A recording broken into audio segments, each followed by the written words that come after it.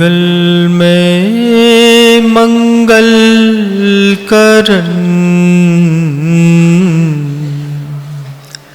वीतराग विज्ञान नमुताहि जाते भय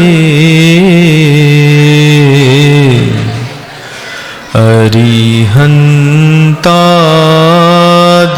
महान जो विद्यादि सागर सुधी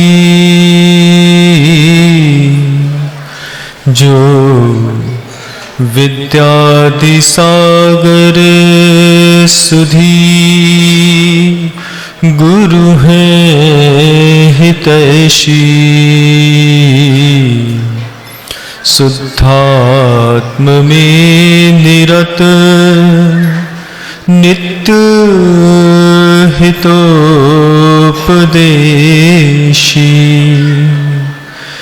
वे पाप ग्रीष्म ऋतु में जल है सयाने पूजून्हें सतत केवल ज्ञान पाने पूजून्हें सतत केवल ज्ञान पाने। अनंत अनंत सिद्ध परमेष्टि भगवंतों की, आचार्य भगवंत गुरुदेव श्री विद्यासागर जी मुनि महाराज की, समस्त मुनि संघ की,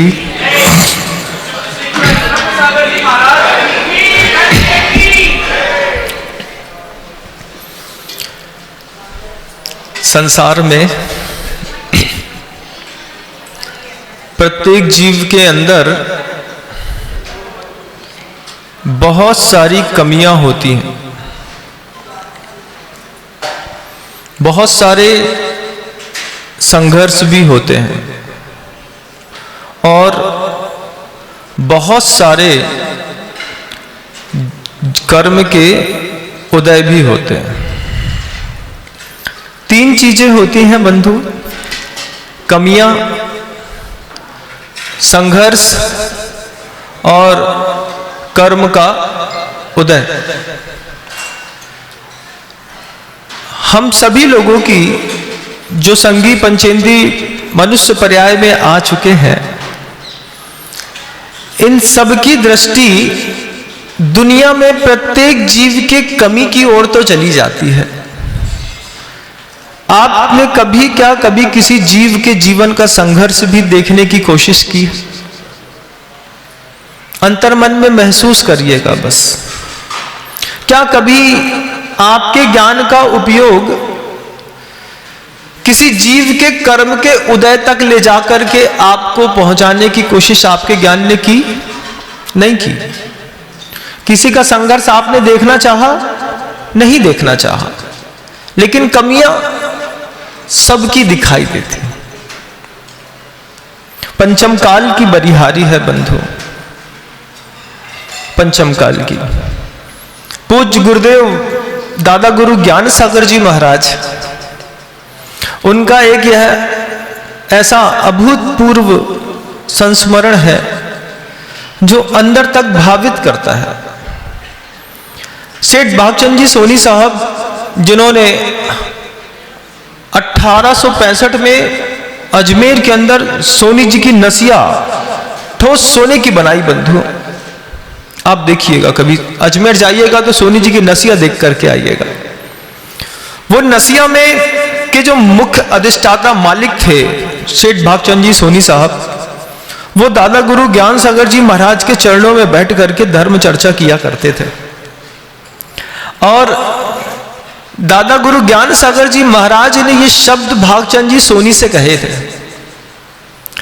कि भागचंद जी, संसार में इतने सारे जीव रहते हैं, जितने भी जीव हैं और किसी भी पर्याय में है और कितने भी इंद्रिय हैं, चाहे वो वनस्पति कायिक एक इंद्री हो या फिर छोटी मोटी कृमि या इल्लियां संबंधी 2 इंद्री हो, चींटी संबंधी 3 इंद्री हो, चौर इंद्री में मच्छर इत्यादि भंवरे इत्यादि देख ले, संगी पंचेंद्रियों में मनुष्य देख ले, स्त्री देख ले और नपुंसक देख ले।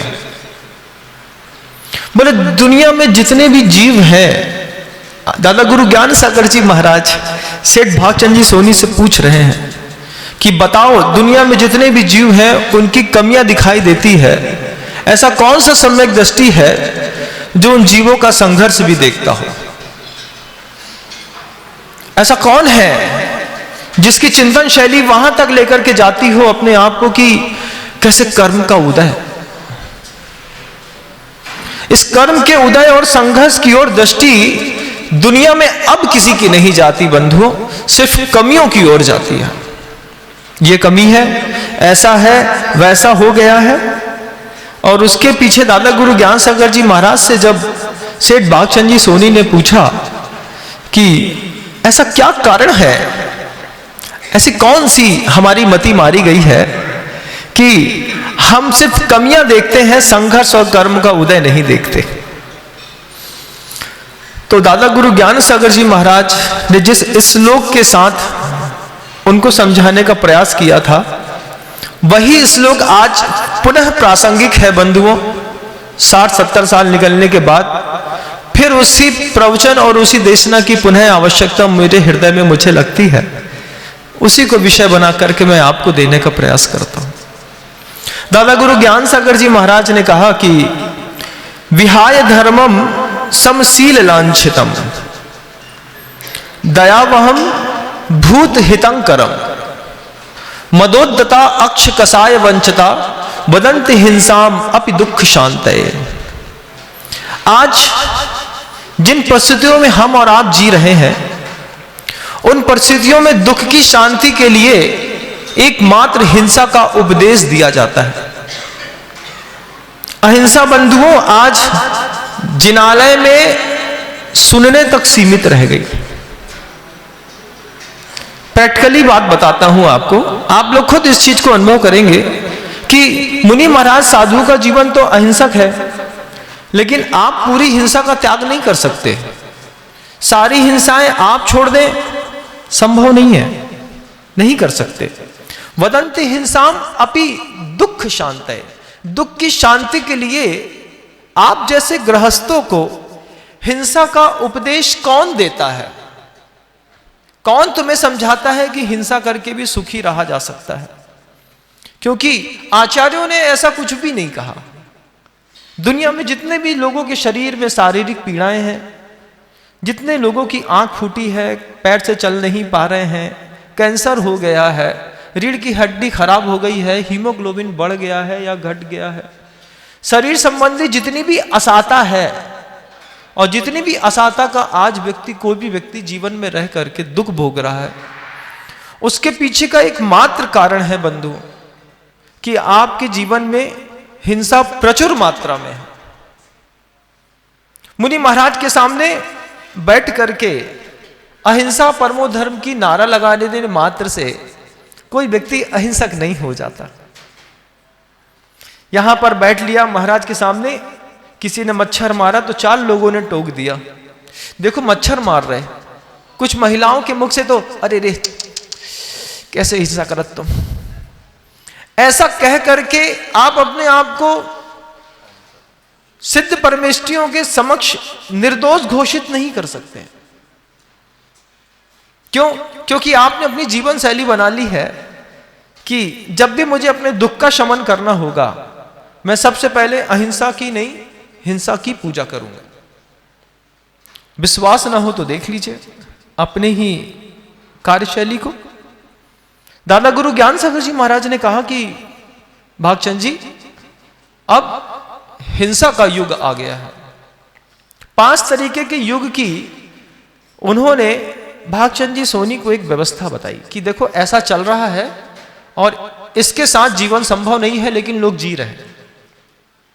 और सबसे बड़ी बात कि अहिंसक समाज में पैदा होने के बाद लोग इस तरीके की क्रिया करते हैं। क्या करते हैं तो दादा गुरु ज्ञान सागर जी महाराज कहते हैं हिंसा का युग है। भागचंद जी सोनी हाथ जोड़ करके अपने पूरे, उस समय की वेशभूषाएं कुछ अलग हुआ करती थी बंधु, आज तो कोट पैंट आ गया, उस समय तो बड़ी सोने की एक छड़ी थी उनके हाथ में, बड़ी कलफ की हुई धोती थी, अच्छा कोट और सिर में पगड़ी हुआ करती थी। और भागचंद जी सोनी ऐसे इस तरीके से सोनी जी की नसिया के अंदर दादा गुरु ज्ञान सागर जी महाराज से संबोधन को प्राप्त हो रहे हैं। दादा ज्ञान सागर जी महाराज कहते हैं हिंसा का युग आ गया, बात बात पे हिंसा। कैसी हिंसा? जिसके बिना आप रह सकते हैं लेकिन आप करते हैं। होटल में आप गए और होटल के अंदर जाकर के जैसे ही आप फ्रेश होने के लिए किसी टॉयलेट पे गए, लौट करके आए तो बेसिन में आपके लिए एक साबुन टंगा था। साबुन क्या टंगा था? था तो साबुन, लेकिन मछली के आकार का था। और जितने लोग आ रहे हैं वो सारे के सारे लोग मछली के आकार के साबुन को घिस रहे हैं, मछली घिस रहे हैं, और धीरे धीरे वो मछली खत्म होती चली जा रही है। जितने लोग उसमें हाथ लगा रहे हैं बंधुओं, सारे के सारे लोगों को एक मछली की हत्या का दोष लगता चला जा रहा है, प्रत्येक व्यक्ति को। लेकिन हम उसको घिस रहे हैं, उससे हाथ धो रहे हैं, खुशबू अच्छी आ रही है तो दोबारा धो रहे हैं, दोबारा कभी आपने कभी घिसते घिसते कभी मछली की स्किन घिसी, कभी अंदर की चमड़ी तक गए, कभी आंत तक पहुंच गए, अंतिम स्थान तक जब तक वह साबुन खत्म नहीं होता लोगों ने घिस करके एक मछली, वो भी तदाकार स्थापना में अचेतन द्रव्य को टांग करके कोई चला गया, आपको देखने में अच्छा लग रहा है, आप उसको घिस रहे हैं, कैसे बताएं कि एक मछली की हत्या का दोष लग रहा है। संसार हिंसा के युग से चल रहा है बंधु। हिंसा का युग ऐसा चल रहा है कि जब आप बड़े बड़े रिसेप्शन देखते हैं, उन रिसेप्शनों में सबसे बेहतरीन काउंटर होता है सलाद का, जहां पर सबसे पहले बहुत सारी महंगी कटलरी रखी होती है और उसके साथ सलाद का बहुत बड़ा सिस्टम रहता है बंधु। जमाने में कैसा बुद्धि ने चोट मारी है दिमाग में कि उस सलाद में हंस बना दिए जाते हैं, सलाद में पूरी मछली बना दी जाती है, कई बार सलाद में मोर बना दिया जाता है और ऐसा दिखता है कि बिल्कुल ओरिजिनल ही रखा हुआ है। शेप में आइसक्रीम भी कई बार जो होती है वो ऐसे ही किसी जानवरों की शेप की होती है। हम कोट पैंट पहन करके, बड़ी कंपनी का डीओ लगा करके, पॉलिश किए हुए जूते पहन करके जाते हैं, बड़ी स्टैंडर्ड और स्टाइल के साथ एक प्लेट उठाते हैं और उसके साथ उस सलाद को पहले गौर से चारों तरफ देख करके आनंदित होते हैं। फिर जिसकी जैसी हिंसा की शक्ति और परिणाम होते हैं, कोई उसकी चोंच निकालता है, कोई उसकी आंख निकालता है, कोई उसके पेट से सलाद के पीस में ककड़ी निकालता है, कोई टमाटर निकालता है, कोई कुछ निकालता है। बनाने वाले ने बना दिया, लेकिन निकालने वाले हिंसा के दोषी माने जाते हैं।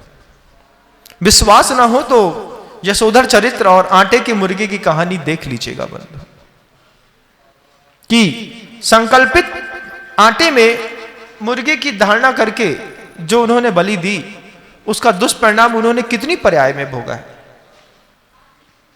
हिंसा का युग है, लोगों को कमियां तो दिखाई देती हैं, किसी का संघर्ष दिखाई नहीं देता, किसी के कर्म का उदय दिखाई नहीं देता।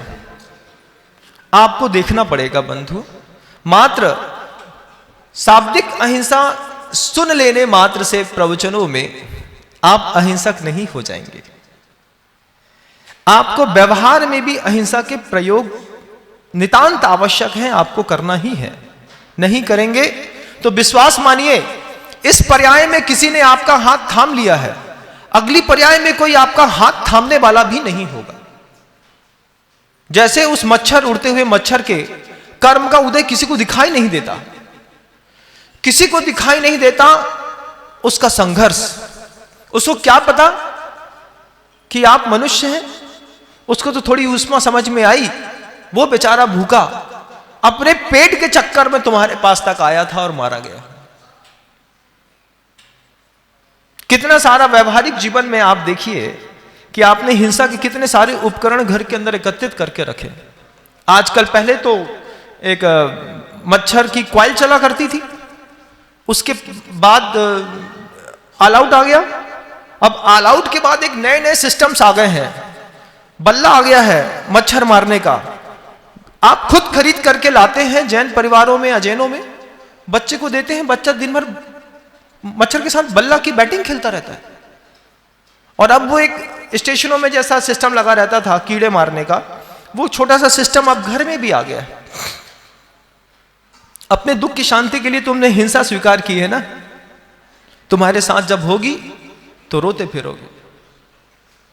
आज तुम मच्छर मार रहे हो, आज तुम अपने घर के अंदर, यहां पे चींटी दिख रही है धर्मशाला के अंदर आकर के, घर के अंदर जब तुम फिनाइल और फिनिट का स्प्रे करके पूरे कीड़े मकोड़े मार देते हो थोड़ी सी असुरक्षा के कारण, उस समय तुम्हारी हिंसा और अहिंसा की परिभाषा कहां चली जाती है? एक बार अपने अंतर मन में टटोलना, एक बार टटोलना। जब सुबह आपने बर्तन उपयोग कर लिए और उसमें जूठे बर्तन वहीं पे छोड़ दिए और शाम तक रहते रहते रहते पूरे के पूरे बर्तनों में फफूंदें मच गई और पूरी की पूरी फफूंद में असंख्यात अनंत जीव पैदा हो गए। तुम चाहते तो तुम जब चौके के अंदर थे, जब तुमने देख लिया कि सब काम हो गया है, बर्तन खाली हो गए हैं, तो लगे हाथ मांज देते। लेकिन तुमने थोड़ा सा आलस किया, बर्तन छोड़ा, वो बर्तन पूरा दिन रखा रहा। शाम को तुम घर आए, तुमने देखा रात बहुत हो गई है, अब कल मांज देंगे सुबह। पूरी रात वो बर्तन रखा रहा। उसके बाद सुबह सुबह तुमने, जब तुमको बर्तन फिर उपयोग के लिए आवश्यक था, तुमने उस समय बर्तन मांजा। उस समय अनंत जीव राशि तुम्हारी उस जूठन में इकट्ठी हो गई। तुम्हारी वहां पे दृष्टि नहीं गई। लेकिन हमारी आलस है महाराज। वदंति हिंसाम अपि दुख शांत है। थोड़ा सा पाउडर लगाएंगे, अच्छा साफ कर देंगे। साफ तो तुम बहुत अच्छा कर दोगे, लेकिन तुम उस जीव राशि जो वहां पर पैदा हुई है, उसके कर्म का उदय और संघर्ष भी एक बार देख लेना। कोई वैश्या वृत्ति करने के लिए कोई बेटी, कोई बहन वैश्यालय में पहुंच गई है, वो अपनी मर्जी से नहीं गई होगी बंधु। कोई भी संतान पैदा होती है इस दुनिया में तो वैश्या बनने के लिए पैदा नहीं होती। दुनिया में कोई भी संतान, कोई भी बेटी कभी ये सोच करके पैदा नहीं होती कि कोई मां पैदा नहीं करती कि इसको वैश्या बनाऊंगी। लेकिन जब आप जैसे संपन्न परिवार के लोग किसी रेड लाइट एरिया में जाते हैं और किसी बहन जो किसी और की होगी, किसी और की बेटी होगी, उसके साथ आप संबंध स्थापित करने की कोशिश करते हैं, उस समय आप एक बार चिंतन करिएगा उसके जीवन के संघर्ष का। क्या संघर्ष कर रही है ये बेटी कि 100 रुपए के लिए ये अपनी पूरी अस्मिता दांव में लगा के बैठी है। ये 100 रुपए का क्या करेगी? या तो भोजन करेगी या अपने परिवार का पोषण करेगी। उसका संघर्ष देखो और जीवन में उसके कर्म का उदय देखो। कैसे पाप कर्म का उदय है कि अपने इस शरीर का पोषण करने के लिए इस बेटी को यह व्यवसाय अपनाना पड़ा। आज हिंसा का युग है बंधु, आप इसको नकार नहीं सकते। और आप अपने आप को टटोलिए, बस अपने अंतर मन को टटोलो कि आज शाम को तुम जहां जाने का विचार कर रहे हो या फिर तुम जाओगे, चाहे वो बियर बार हो, चाहे किसी वैश्यालय हो, वहां पर जाकर के तुम देखना उस बेटी के जीवन का संघर्ष, उस बेटी के जीवन का कर्म का उदय देखना। बेटो, ये मत देखना कि उसमें कमी क्या है, कैसे मुस्कुराती है, कैसे हाव भाव दिखाती है, वो उसकी मजबूरी है। उसके पीछे उसकी दो चीजें और हैं, संघर्ष और कर्म का उदय। आपको दिखाई नहीं देगा, क्योंकि आचार्य ने कहा है मदोद्दता अक्ष कसाय वंचिता।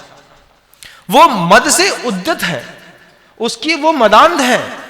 जो वैश्यालय में जाने वाला व्यक्ति है, जिसके जेब में पैसे की गर्मी है, वो अपनी पांचों इंद्रियां और कसाय के कारण लूट लिया गया है। मदोद्दता अक्ष कसाय वंचिता वदन्ति हिंसाम अपि दुख शांतये। दुख की शांति के लिए वो हिंसा का सहारा ले रहा है। और सुबह आकर के उदक चंदन तंदुल पुष्प कई करते हुए भगवान आदिनाथ का अभिषेक भी करता है। शाम को मदिरालय में जाकर के जब शराब की बोतल उठा करके 2.5 पैक पीने की कोशिश करते हैं जैन समाज के बच्चे, उस समय उनको वहां पे क्या हो जाता है कि वहां पर उनको उस पैमाने के अंदर रखे हुए अनंत जीवों में उनके कर्म का उदय और संघर्ष दिखाई नहीं देता, सिर्फ अपना शौक दिखाई देता है। उनका संघर्ष देखिएगा बंधु, क्योंकि जिस जैन समाज में पैदा होने के बाद अगर आपकी दृष्टि किसी भी जीव के जीवन में संघर्ष और कर्म के उदय के ऊपर नहीं गई, आप जैन हो नहीं सकते। क्योंकि जैन तो वही है जो दूसरों के जीवन का संघर्ष और कर्म का उदय देखने की कला सीख जाता है। हो सकता है आपने इससे पहले इन 2 शब्दों पे कभी विचार न किया हो सकता है कभी किसी सद्गुरु के माध्यम से आपको कभी किसी दूसरे के जीवन के संघर्ष और कर्म के उदय को देखने की बात ना बताई गई हो, लेकिन आज जब आप इस बात को सुन रहे हैं, आज के बाद देखिएगा उस चींटी का संघर्ष देखिएगा जो पेट भरने के लिए बियाबान जंगलों में भी और भरे ट्रैफिक की रोड में भी निकलती है। उसको यह नहीं पता कि मेरे ऊपर से ट्रक चढ़ाया जाने वाला है, कि कोई मुझे कुचलने वाला है। उसको तो सिर्फ पेट भरना है। उस जीव का संघर्ष देखो और देखते देखते उसके कर्म का उदय देखो, कमी मत देखो।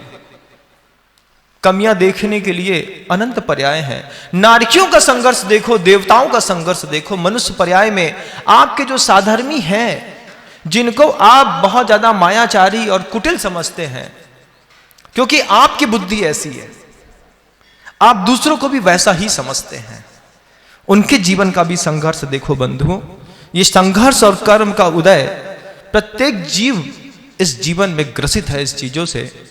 हमको सिर्फ कमियां दिखाई देती, किसी का संघर्ष भी देखने की कोशिश करना। आप निश्चित रूप से संसार की हिंसा खत्म नहीं कर सकते। इतने बड़े बड़े स्लॉटर हाउस हैं जिनमें बड़ी बड़ी गाय मारी जाती हैं, भैंस मारा जाता है, बड़े बड़े पाड़े मार दिए जाते हैं। छोटे छोटे पाड़ों को आपने देखा होगा, रास्ते में जब आप कभी भी टूर पे जाते हैं तो कोई ग्वाला करीब 300 पाड़ों का एक ट्रिप, 200 पाड़ों का एक खिरका लेकर के और चलते चले जाते हैं हजारों किलोमीटर। देखना आप उन लोगों का संघर्ष की चुपचाप मौन है और एक डंडी के सहारे 1000 किलोमीटर की यात्रा करके कत्ल खाने तक अपनी गर्दन खुद फंसाते हैं। लो भैया मार दो मुझे। आप उनके जीवन में कर्म का उदय देखो, कैसे कर्म का उदय है। तो क्या आपकी ताकत है स्लॉटर हाउस बंद कराने की? ऐसा कौन सा जैन समाज का व्यक्ति है जो यह कह सकता है कि महाराज मैं भारतवर्ष के अंदर जितने भी स्लॉटिंग हाउस हैं सबको बंद करा सकता हूं? किसी की ताकत नहीं है स्लॉटर हाउस बंद कराने की, किसी की भी नहीं है, किसी की भी ताकत नहीं है स्लॉटिंग हाउस बंद करा दे। तो मैं आपसे पूछना चाहता हूं, आपकी इतनी ताकत तो होगी कि आप अपने परिवार के अंदर हिंसा का तांडव बंद करा दे? इतनी ताकत है आपके अंदर? परिवार के कितने सदस्य हैं जो आपकी बात का शब्दशः पालन करेंगे? पहले आप खुद अपने आप से पूछ लीजिए। आपको अंदर से 2 मिनट बाद आवाज आएगी, भैया घर में रहते तो हैं लेकिन सुनता कोई नहीं है। सुनता कोई नहीं है तो फिर ना आप बाहर का कत्लखाना बंद करा सकते हैं, ना आप अपने परिवार में होने वाली हिंसा बंद करा सकते हैं, लेकिन आप अपने द्वारा की जाने वाली हिंसा में जरूर विराम लगा सकते हैं। बंधु, मैं अपने परिवार को नहीं सुधार पाऊंगा, मैं इतनी ताकत नहीं है कि मैं कत्लखाना बंद करा दूं, लेकिन इतनी ताकत तो है कि मैं संकल्प ले लूं कि मैं हिंसा नहीं करूंगा। मैं मछली से बने साबुनों में हाथ नहीं धोऊंगा। आप अकेला अपने खुद का उद्धार कर सकते हैं। देखो कितनी ताकत है तुम्हारी, तुम खुद देख लो। जब घरों के अंदरों में वे चक्कियां रखी रहती हैं, जो बड़ी बड़ी चक्कियां जैसे बाजारों में रहती हैं, आपने देखा होगा, उसी का नैनो साइज घर के अंदर भी रहता है। उसमें 2 छेद रहते हैं, एक ऊपर से डालता है जिसमें गेहूं जाता है, नीचे से गेहूं निकलता है। एक परंपरा चलती थी पहले कि पूरी चक्की का काम करने के बाद घर की मां बहनें एक एक आटे के दाने को उससे निकालती थी, साफ करती थी। साफ करने के बाद चक्की के दोनों मुहानों पर, जहां पर से गेहूं जाता है और जहां से गेहूं निकलता है, वहां पर ठूस करके कपड़ा भर दिया जाता था। ठूस के, क्यों भैया? कपड़ा नहीं भरेंगे तो इस आटे की गंध से चूहिया चली जाएगी। उस चक्की के अंदर आटे की गंध से छिपकली चली जाएगी, उसके अंदर चींटी चली जाएंगी, चींटा चले जाएंगे, कॉकरोच चले जाएंगे। नहीं नहीं, हमारे घर में तो बड़ा स्टैंडर्ड है, हमारे घर में तो चींटी दिखती नहीं, छिपकली है नहीं महाराज, चूहिया हो नहीं सकती। आज कह रहा हूं, अभी अपने घर की चक्की खोल करके देख लेना, एक न एक चूहा मरा पड़ा होगा अंदर, उसी के ऊपर आटा पीसते हो तुम लोग। कारण क्या है कि जब मुनि महाराज तुम्हारे नगर में आते हैं तब तुम्हारी चेतना जागृत होती है इस बात के लिए, भैया चक्की साफ करो। महाराज आ गए। उसके पहले मैं पूछना चाहता हूं कि जहां 3 दिन की मर्यादा के साथ बिल्कुल चक्की साफ सुथरी कर दी जाती थी, इसके पहले तुम्हारे परिवार में चक्की कब धुली थी? कुछ बताना भाई, एक बार सोच करके अपने लिए बताना कि तुम्हारी थोड़ी सी आलस ने कितनी बड़ी हिंसा का तांडव किया कि अंदर चूहिया मर गई, उसी के ऊपर तुमने धुला हुआ गेहूं डाला, उसी के रक्त, उसी की मज्जा और मांस से वो गेहूं पूरा लथपथ होता हुआ धीरे धीरे धीरे यहां से बाहर आता रहा। तुम उसमें रोटी बनाते रहे, अपने पति को खिलाते रहे, और पति की, पत्नी की, परिवार की आयु धीरे धीरे कम होती रही। वदन्ति हिंसाम अपि दुख शांतये। दुख की शांति के लिए किस तरीके की हिंसा का तुमने वातावरण बना लिया। तुम्हारी सजगता थोड़ी सी और रहती तो हो सकता है उस चक्की की हिंसा से बच जाते। हाँ महाराज, लेकिन नहीं, हम तो मन चले हैं, जो मन में आएगा वो करेंगे। हम तो मन चले हैं, हमारे पास पैसा है, समृद्धि है, लेकिन विवेक नहीं है बंधु। उस चक्की के अंदर जो चूहिया पहुंच गई है, छिपकली पहुंच गई है, चींटी पहुंच गई है, चींटा पहुंच गया है, उसके जीवन का कर्म का उदय देखना।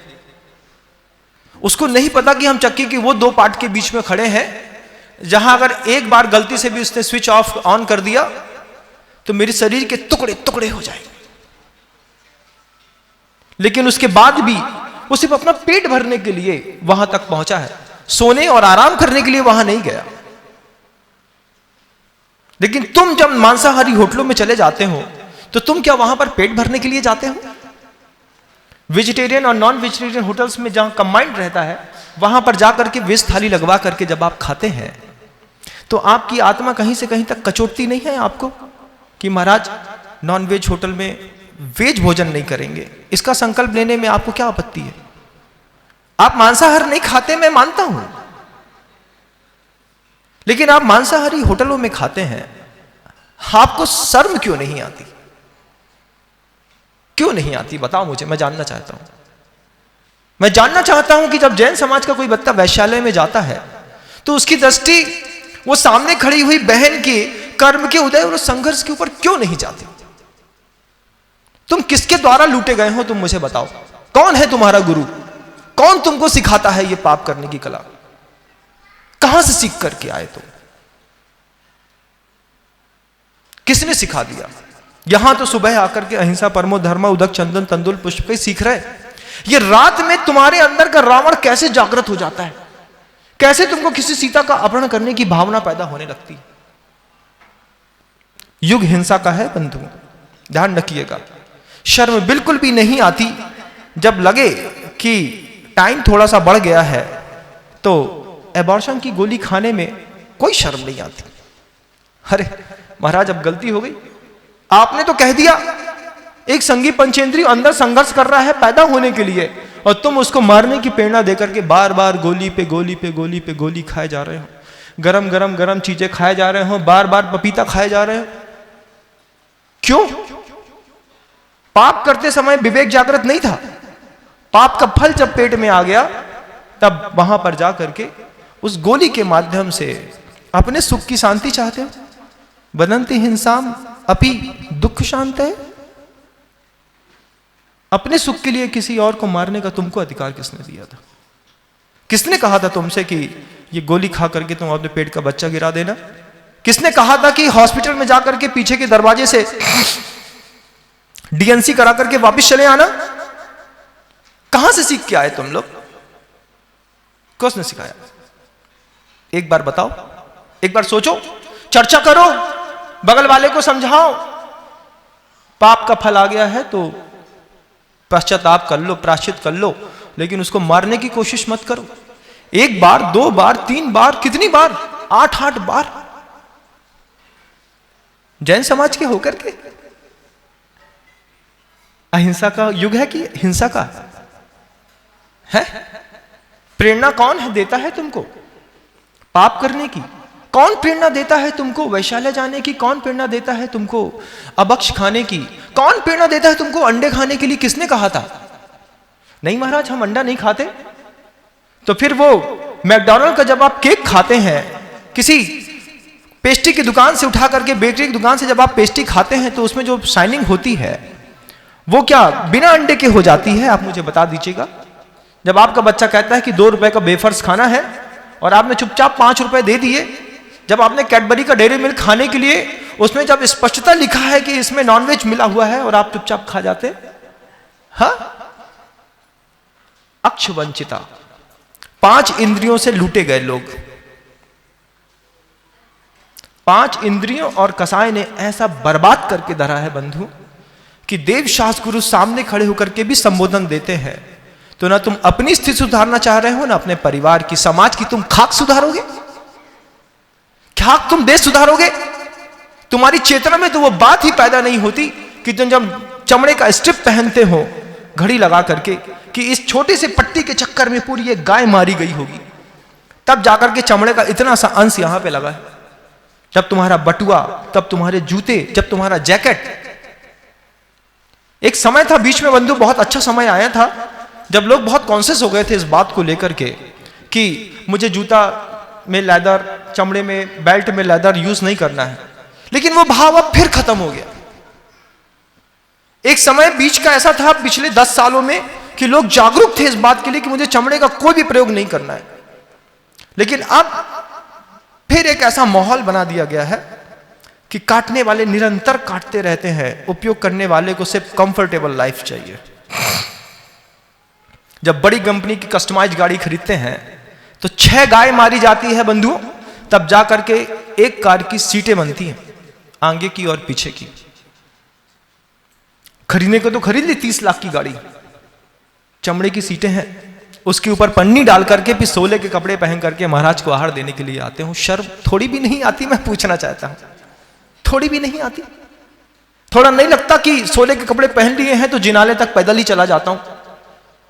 जानते तो सब हो, ऐसा नहीं कि कुछ पता नहीं है, पता तो सब है, लेकिन मानसिकता कैसी हो गई है? हिंसा का युग आ गया है। कौन समझा रहा है? दादा गुरु ज्ञान सागर जी महाराज उस समय भागचंद जी सोनी को समझा रहे थे। दादा गुरु ज्ञान सागर जी महाराज के आंख से आंसू निकला। दादा गुरु ज्ञान सागर जी महाराज ने कहा, भागचंद जी कैसा घोर कलयुग आ गया है, अब तो गाय भी काटे जाने लगी। जिस गाय को इस भारतवर्ष के अंदर देवता स्वरूप माना गया था, जिसके अंदर 33 कोटि के देवी देवताओं की स्थापना और कल्पना की गई थी, आज उसको भी लोग काटने लगे। उस समय दादा गुरु ने जब अपने मुख से भागचंद जी सोनी साहब से यह बात कही, लोग कांप गए। अच्छा हुआ दादा गुरु ज्ञान सागर जी महाराज आज इस सृष्टि पर नहीं है। वो देख करके रोते बार बार कि गाय काटी ही जाने नहीं लगी, अब तो जैन समाज के घरों के अंदर लोग उपयोग भी करने लगे।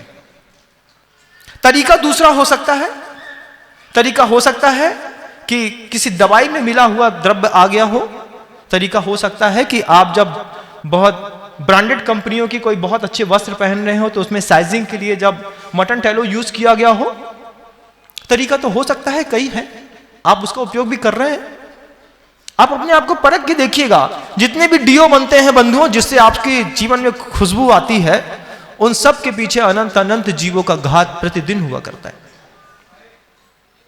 जब आप इस पे लगा करके हीरो बन करके फिर 16 पहन करके आते हो और फिर महाराज के सामने खड़े हो जाते हो कि महाराज आहार देना है, उस समय महाराज सोते हैं कि इसका 16 है भी कि नहीं है, कि हम क्या कहें। सबसे सस्ती कीमत पर बनाया जाता है, चाहे वो पॉन्ड्स कंपनी का पाउडर हो, चाहे वो लिरिल कंपनी का हो, जो बिल्कुल ठंडा ठंडा डर्मी कूल होता है। जितनी भी जानवरों की हड्डियां रहती हैं बिल्कुल बारीक पीस करके उसमें फ्रेग्रेंस मिला दिया जाता है और उसको आप अपने मुंह में लपेट करके चले आते हो। और आप अपने जीवन को खुश बनाने के लिए मैं सिर्फ एक बात कहना चाहता हूं कि क्रिया कोई भी करो, एक बार खड़े होकर के किसी दूसरे जीव के जीवन का संघर्ष और कर्म का उदय देखो। कैसा संघर्ष झेला होगा उसने।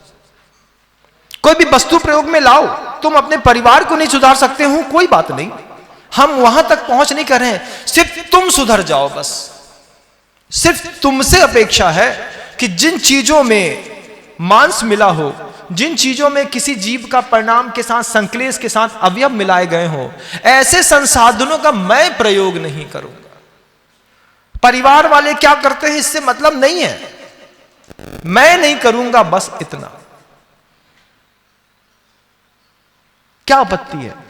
आपत्ति तो कोई नहीं है महाराज। तो फिर क्या दिक्कत है? अब जो आ गया है उसका क्या करेंगे? तो घर के अंदर जब तुम्हारे जिस्म के अंदर कैंसर आ जाता है तो उसका क्या करते हो, मैं पूछना चाहता हूं। क्या उसको पोषित करते हो ये सोच करके कि आ गया है तो पोषित करेंगे? नहीं, आज ही निकालना है। तो जैसे तुम्हारी देह के अंदर जब विकार पैदा होता है तो तुम उसको तुरंत निकालने की व्यवस्था करते हो, ऐसी तुम्हारी मानसिकता के अंदर जो विकार पैदा हो गए हैं बंधु, उसको अभी निकालना होगा। सब्स्टिट्यूट खुद ढूंढने होंगे। हर चीज का सब्स्टिट्यूट अवेलेबल है, लेकिन आपको किसी भी जीव का संघर्ष और कर्म का उदय देखे बिना अपने जीवन को जीने की कला सीख ली है। क्यों?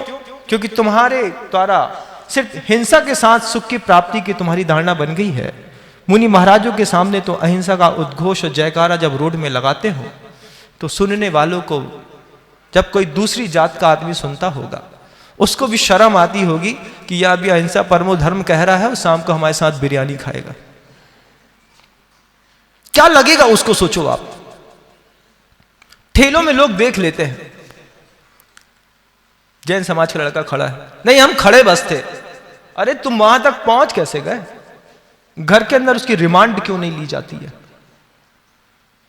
क्यों नहीं ली जाती? समय नहीं है महाराज, क्या कर सकते? हम पैसा दे सकते हैं लेकिन समय नहीं दे सकते। पिता पुत्र को पैसा दे सकता है, समय नहीं दे सकता। कहां जाता है, किससे मिलता है, किसके साथ रहता है, कौन मित्र है, कौन शत्रु है, कुछ मतलब नहीं। तुम पैसा लो, हमारा जंजाल छोड़ो। क्यों? आपकी पूरी शक्ति पैसा कमाने में लगी है और आपके पुत्र की शक्ति आपके पैसे के माध्यम से पाप का नाम कमाने में लगी है। दोनों अपने अपने काम में मशगूल हो गए हैं बंधु। हिंसा का युग चल रहा है, क्लेश का युग चल रहा है। क्लेश कैसा युग चल रहा है? किसी के साथ भी घर के अंदर रहो, किसी को भरोसा नहीं है कब इज्जत उतार दे, किसी को भरोसा नहीं है। परिवार वालों के साथ रहते हो, हंसते हो, मित्रों के साथ हंसते हो, बतियाते हो, अचानक आपके मजाक के ऊपर जब वो बड़े बड़े मंत्र पढ़ने लगता है तब आपको कैसा लगता है? अरे मजाक किया था इसने तो इज्जत ही उतार दी सबके सामने। क्लेश का युग चल रहा है, वहीं की संतानें यहां आ जाती हैं। यहां पर मुनि बनने के बाद भी इसी बात का भय लगता है कि बगल वाला कब इज्जत ना उतार दे। क्यों? संस्कार वहां से लेकर के आए, उसका प्रयोग यहां पे आकर के भी कर रहे हैं। जिससे काम करना है, जिसके साथ जीवन जीना है, उसी का अवर्णवाद और निंदा करने में कितनी तुम्हारी शक्ति खराब होती है, तुम खुद देख लेना। हमारा मत करना, अपने अंदर ही देख लेना। घर के लोगों का जब पीठ पीछे तुम निंदा करते हो, अवर्णवाद करते हो, ये ऐसा नहीं ऐसा है, ऐसा नहीं ऐसा है, तब सोचना कि महाराज ने वो कारिका ठीक लिखी थी। मदोद्दता अक्ष कसाय वंचिता वदन से हिंसाम अपि दुख शांतय। ये जीवन शैली आज की है, वर्तमान पंचम काल की। लेकिन धर्म कैसा है? तो ऊपर की लाइन में कहा, धर्मम समशील लांछितम दयावहम भूत हितं करम, कि प्राणी की पीड़ा को दिख जाए तो जैसे धरती में भूकंप आता है और धरती कांप जाती है, सम्यक दृष्टि दूसरे के दर्द को देख करके ऐसा कांप जाता है। तुमको पीड़ा है, मेरे पास सामर्थ्य है, अब जब तक मैं तुम्हारी पीड़ा दूर नहीं कर दूंगा तब तक मैं तुम्हारे पीछे लगूंगा। ये सम्यक दृष्टि का गुण होता है। और आप धीरे से काला कांच चढ़ा लेते हैं, भैया मत देखो नहीं तो भाई पैसा लग जाएंगे। तुमको अगली पर्याय में कौन संभालेगा तुम बताओ एक बार। इस पर्याय में तो तुमको तुम्हारे माता पिता ने, तुम्हारे पुण्य के उदय ने, जिन धर्म ने, गुरुओं ने संभाल लिया। तुम्हारी ऐसी ही स्थिति है, अगली पर्याय में तुम्हारा हाथ कौन पकड़ेगा? कौन तुमसे बोलेगा कि हम हैं ना, तुम घबराओ मत। आज गुरु हैं, घर के अंदर आए हैं, बैठे हैं, समझाते हैं, बात समझ में नहीं आती। तो जब नरक में चले जाओगे तब कौन सब पकड़ेगा तुम्हारा हाथ? जब मच्छर बन करके उड़ोगे और किसी के जिस्म में बैठोगे तब कौन समझाएगा कि वो पापी है कि धर्मात्मा दिख रहा है, 1 मिनट में मार डालेगा? किसको पता है? जब त्रियंश की पर्याय में चले जाओगे, जिसको दूध पिलाते रहोगे वही धीरे से तुम्हारे गले में जब छुरा चलाएगा। मैंने देखा वो दृश्य, मुझे ऐसा लगा कि क्या बताऊं। एक जल्लाद गाय का दूध निकाल रहा है, कत्ल खाने के अंदर बाल्टी भरी है, पूरा दूध निकाल लिया। दूसरा उसके गले में धीरे से हाथ फेर रहा है, एक हाथ में वो तलवार पकड़ा हुआ है और गाय उस जल्लाद का हाथ चाट रही है कि ये मेरा रखवाला है। उस समय तुमको कौन बचाएगा? जब तुम अपने ही जल्लाद का हाथ चाटते रहोगे वो धीरे से तुम्हारी गर्दन उतार देगा। क्योंकि आज तुमने दूसरों की गर्दन में उतरी सामग्री अपने मुंह में लगाई है, जब तुम्हारी गर्दन उतार करके कोई अपने मुंह में लगाएगा तब तुमको कौन संभालेगा? कोई मुनि महाराज आएंगे बचाने के लिए? नहीं आएंगे, कोई नहीं आएगा। बंधुओं, अपनी रक्षा खुद करनी पड़ती है, अपने आत्मा के परिणामों को खुद संभालना पड़ता है। खुद ऊपर ऊंचे उठने के लिए हमको अपनी वर्तमान की जीवन शैली में बदलाव लाना पड़ता है। जब अनछने पानी के नीचे कितने स्टैंडर्ड के साथ बोलते हैं घर के अंदर, अरे भाई साहब शावर ले लो, एक बूंद में 36,450 जीव, और उसमें तुमने पूरा शावर खोल दिया और आधे घंटे तक उसके नीचे रह करके जैन कुल का आदमी नहा रहा है। उसको उसमें जीव राशि और उसका संघर्ष और उसके कर्म का उदय नहीं दिखाई देता। तुमको नहीं लगता कि बाथरूम के अंदर भी एक छन्ना रख ले, एक बाल्टी पानी छान ले और छने बाल्टी के पानी से नहा करके अपने पर्याय को बचा ले? मजबूरी है तुम्हारी, ठीक है, मानते हैं, तुमको उसके बिना नहीं बनता, लेकिन मजबूरी का, किसी और की मजबूरी का फायदा उठाने के लिए तुमको किसने कहा? कैसे जब गीजर में तुम सीधे सीधे अनछना पानी डाल देते हो, सारे के सारे जंतु उबल जाते हैं। अदृश्य का ध्यान रखने की कला सिर्फ जैन दर्शन में है बंधुओं। सिर्फ एकमात्र जैन दर्शन में वो ताकत है कि जो दिखाई नहीं देता, वहां पर भी जीव की कल्पना करके तुमने उसकी भी रक्षा करने के पुरुषार्थ का बीड़ा उठाया था। तुमने संकल्प किया था इस बात का कि हम जैन हैं, हम अदृश्य का भी ध्यान रखेंगे। आज वो अदृश्य का ध्यान तुम कहां रखते हो? एक बार अपने अंतर्मन में टटोलो। सोचना तुम्हारी जीवन शैली कितनी हिंसक हो गई है। क्या तुम अपने दुख की शांति के लिए इस तरीके की निरंतर हिंसा करते रहोगे? मृत्यु के अंतिम समय तक करते रहोगे तुम? कब तुम्हारी चेतना झंकृत होकर के और तुमको अपने आप को संभालेगी? ये तत्वाद सूत्र के पाठ करने से, सहस्र नाम का पाठ करने से पाप नहीं कटेंगे। भक्तांबर स्तोत्र का पाठ घर के अंदर रखने से तुम्हारे पाप नहीं कटने वाले, तुम्हारे पाप कटेंगे हिंसा का त्याग करने से। बात ताली बजाने की नहीं, बात अंतर में समझ जाने की है कि अगर तुम ये सोचते हो कि मैं सब करूंगा उसके बाद मंदिर जाऊंगा तो मेरा सब न्यूट्रल हो जाएगा, कोई कार्मिक अकाउंट न्यूट्रल होने वाला नहीं है। सबका फल भोगना पड़ेगा, सजा मिलेगी, बरोबर मिलेगी और भोगनी भी पड़ेगी। उस समय बचाएगा कौन? चेतना का जो अनकॉन्शियस एवोल्यूशन था, आपके चेतना का जो एक बिना पुरुषार्थ किए जो विकास की उत्कृष्टतम सीमा थी, वो मनुष्य पर्याय थी। इसके बाद अब कॉन्शियस एवोल्यूशन की बात है। इसके बाद आपको चेतनात्मक विकास की प्रक्रिया की ओर अपने आप को लेकर के जानना पड़ेगा कि मैं बुद्धिपूर्वक अब विकास करूंगा, क्योंकि ये एक्सट्रीम है। इसके बाद सिर्फ पतन होता है। या तो तुम मच्छर बनोगे, मक्खी बनोगे, तिर्यंश बनोगे, नारकी बनोगे, इन्हीं गतियों में जाना है तुमको। ऊपर की और अच्छी पर्याय की बात भूल जाओ, क्योंकि बिना पुरुषार्थ किए जो सबसे अच्छा मिल सकता था वो यही था कि मनुष्य पर्याय के साथ जिन खुल।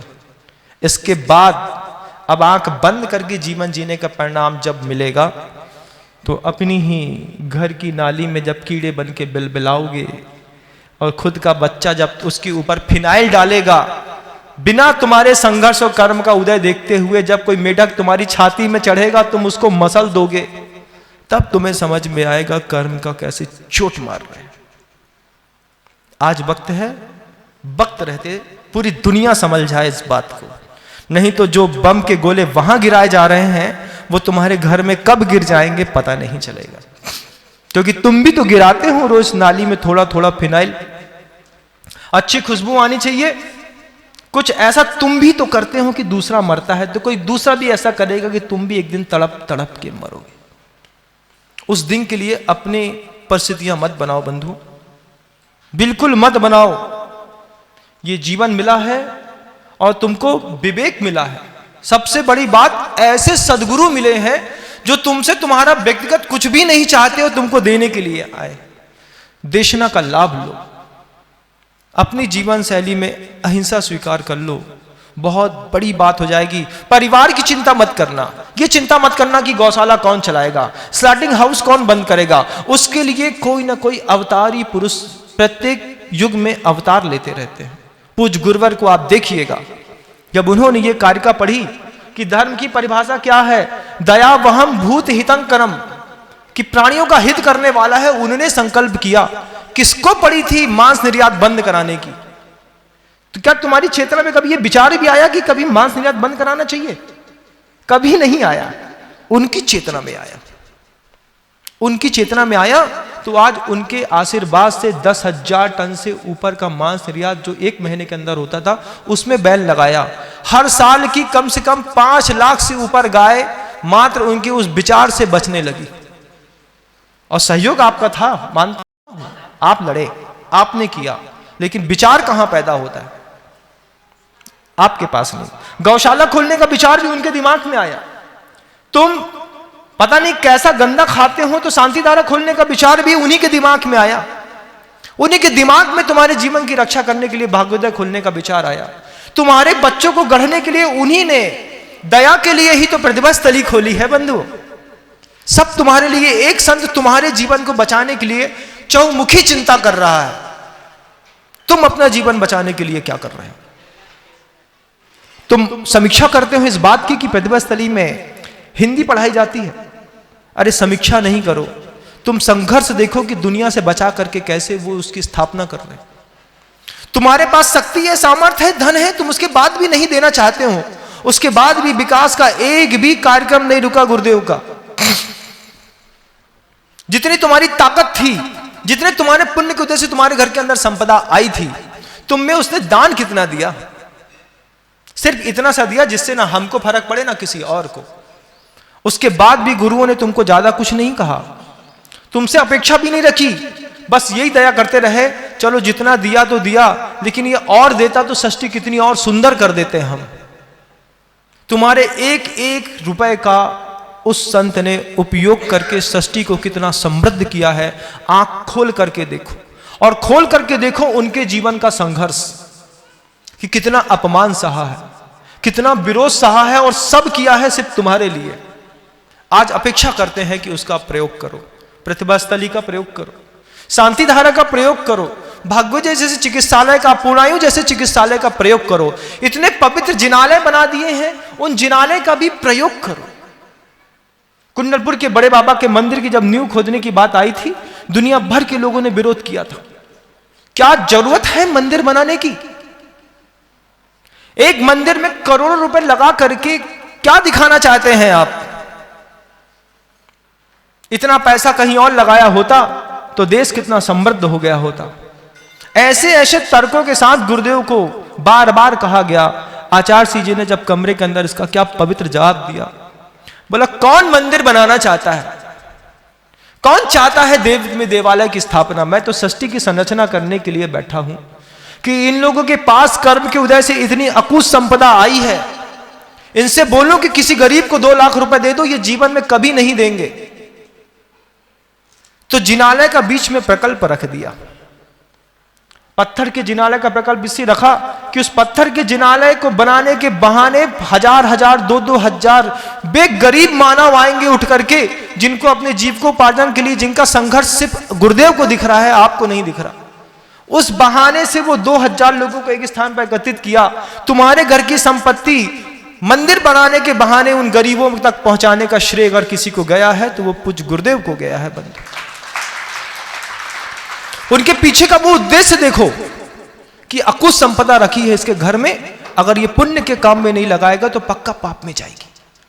तो उन्होंने कहा 100 करोड़ का, 400 करोड़ का एक मंदिर बनाओ, सेंट्रल में बनाओ। तो बना करके जब वो मंदिर तैयार होने लगा, निरंतर 10 सालों से 2000 परिवारों का उस मंदिर के माध्यम से पेट पल रहा है। किसी का बच्चा बड़ा बन करके पढ़ करके IAS कमिश्नर ऑफिसर बन रहा है, किसी की महिला के शरीर में साड़ी मिल रही है बंधु। मंदिर तो मात्र निमित्त है।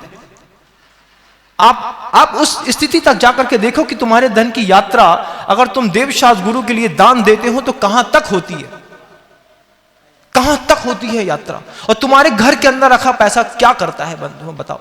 शक्ति थी, तुमने रोक करके रख ली, ना अपने काम में लाए, ना देवशास्त्र गुरु के काम में लाए, ना सामाजिक कार्यों में लाए। मंदिर एक मात्र बहाना है, मूल उद्देश्य तो तुम्हारे पाप को कम करना। और सृष्टि में जिन लोगों के कर्म के तीव्र हृदय हैं, जिनका संघर्ष गुरुदेव को दिखाई देता है, उन तक उस शक्ति के बहाव को निरंतर बनाए रखने का प्रयास है मात्र बंधुओं। प्रभु तो सिद्धालय में विराजमान है, जिनालय में तो साधक की साधना। अगर आप कुंडलपुर अब जाकर के देखेंगे, बड़े दूर से बड़े बाबा को देख करके जो गौरव अंदर महसूस होता है, उसकी अनुभूति का कहना ही क्या। लेकिन वो अनुभूति आज चरम पर है। जब शुरुआत की थी तब किसी को संघर्ष भी सहना पड़ा। हिंसा का युग है बंधुओं, अपने आप को संभाल लीजिए, आपका समय हो गया है। मैं आपसे कहना चाहता हूं, आज पूरी दुनिया के लोगों से फिर कहना चाहता हूं, आचार्य सिंह जी के पास अपने जीवन की अंतिम सांस गिनने से पहले जितना भी पाप के कारण परिग्रह इकट्ठा करके रखा है, तुम किसी मंदिर में किसी साधु को मत दो। तुम वहां से अपने घर से उठो, अपना पैसा अपने बैग में भरो। वो गुरुदेव जो स्वयं साक्षात तीर्थंकर के जैसी चर्या करके आज सृष्टि को समृद्ध करने के लिए निरंतर कटिबद्ध हैं, उनके चरणों में जाकर के अपनी राशि छोड़ करके आओ, ये बोल करके कि गुरुदेव मैं तो अब इस पर्याय को छोड़ने वाला हूं, ये संपत्ति आपके चरणों में समर्पित है, आपको जहां लगाना हो वहां लगा देना। ये आप प्रत्येक जैन की, प्रत्येक अहिंसक समाज के प्रत्येक व्यक्ति की ये बड़ी, सबसे बड़ी जवाबदारी हो गई है कि आपके घर के अंदर अगर आपका पैसा कलह मचा रहा है, आपको क्लेश पैदा कर रहा है, आपके घर के अंदर विवाद पैदा कर रहा है और आपकी पर्याय जाने वाली है, आप पैसा, सोना, चांदी, हीरा, मोती सब उठाइए। हमने देखा ऐसा परिवार खजुराहो में, सप्तम प्रतिमाधारी, उसके पिता 10 प्रतिमाधारी। उनने कहा, एक दिन आ गए वो और आकर के आचार्य सिंह के सामने धीरे धीरे 3 झोला खोलने लगे। झोले पे झोला खुलते चले जा रहे थे। जयसुख भाई के यहाँ के, बंबई के हैं, मूलतः श्वेतांबर जैन हैं और पिछले 40 सालों से आचार्य सिंह जी के ऊपर श्रद्धा करके शुद्ध दिगंबरत्व का पालन करके जिन्होंने संलेखना पूर्वक समाधि मरण किया है बंधुओं आचार्य सिंह की सन्निधि में। उस भाई की बात देखो कि उस परिवार के गृहस्थ की क्या सोच है। 3 झोला खोला, आचार्य सिंह समाधि के बाद उठे थे। 7 प्रतिमाधारी थी वो दादी, आकर के धीरे धीरे हीरे के, सोने के, चांदी के सेट खोलने लगी, कैश खोलने लगी, सोने के बिस्किट रखने लगी। आचार्य सिंह हंस के पूछते हैं, ये सब क्या है? वो बोलते हैं, मेरी पर्याय का अंतिम समय आ गया है। मैंने सोचा था बच्ची के काम आएगा, पुत्र के काम आएगा, लेकिन सबने ब्रह्मचर्य व्रत ले लिए। कोई प्रतिभा स्थली में चली गई, कोई आपके आशीर्वाद से भाग्योदय में चला गया, कोई कहीं चला गया। इस जड़ संपदा का मैं अपने घर के अंदर रख के क्या करूंगा? इसके असली स्वामी तो सिर्फ आप हैं, आपके चरणों में छोड़ करके जा रहे हैं, जिसको देना हो दे दीजिएगा। और वहीं पर पलट करके ना रसीद मांगी, कुछ भी नहीं किया बंधुओं, चुपचाप छोड़ करके वापस चले गए। अब गुरुदेव की जवाबदारी थी। गुरुदेव ने कहा, देखो इन्हें संपत्ति छोड़ करके शावक गया है, अगले जन्म में तीर्थंकर का या चक्रवर्ती का वैभव लेकर के फिर पैदा होगा। आपसे भी कहना चाहता हूं, जैसे उस श्रावक ने कर दिया, ऐसे आपका भी कर्तव्य है। आपको लगता है कि यहां नहीं, यहां नहीं, यहां नहीं, तो एक स्थान तो ऐसा है जो आपके पूरे भरोसे का है। उस भरोसे के स्थान में अपनी पूरी संपत्ति उठाइए जो आपके काम की नहीं है और आपके ऊपर बोझ बन के बैठी है। वहां जाइए, सीधा बंडल छोड़ करके, अपनी संपदा छोड़ करके उनके माथे में द्रव्य चढ़ा के आइए और बोलिए मेरी पर्याय का अंत हुआ। अब ये शक्ति आपको जहां लगानी है आप लगाइएगा, मैं आपके चरणों में छोड़ करके निस्संक हुआ भगवान। ये आप कथा आपको समर्पित है। ये भावना भी अगर आपके अंदर पैदा हो गई तो मैं समझता हूं आपके जाने के बाद आपके द्रव्य से वे महापुरुष सृष्टि में ऐसा इतिहास लिखेंगे। देखो कैसे खूबसूरती से देख रहे हैं वो आप लोगों को इस फोटो के माध्यम से भी, कि जो तुम कह रहे हो बिल्कुल सही है। आप गुरुदेव की उस छवि को सामने देखिए बंधु, और फिर अपनी संपत्ति देखिए, फिर अपना मनोभाव देखिए, क्योंकि आपकी जीवन शैली तो बदंती हिंसाम अपि दुख शांति की हो गई है। मैं चाहता हूं कि इस पर्याय का अंत होने से पहले आप अपने परिणामों को संभाल करके परिग्रह का त्याग करने के साथ साथ ही आप अहिंसक होकर के इस पर्याय को छोड़ें। इन्हीं भावनाओं के साथ अहिंसा परम धर्म की। भगवंत गुरुदेव श्री विद्यासागर जी मुनि महाराज। उन आचार्य